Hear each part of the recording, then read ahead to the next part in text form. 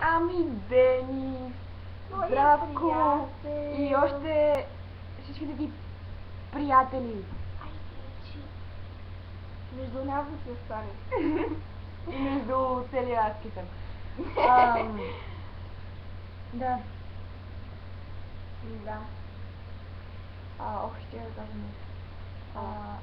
Да. Денис, между другото, чакай да ти изкажа. Не, престани!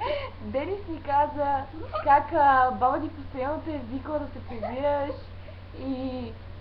и как е казала: ма Валя, ти всичко трябва да ми казваш, моето момче, не знам що. И там гаджето ти казваш ли какво прави с гаджето? Защото тя е много стояла.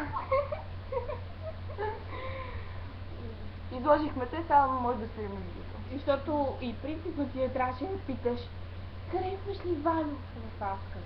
То може да го питал Денис, бе. Да, бе. Денис го е питал. Там да, кой. с писмото ни.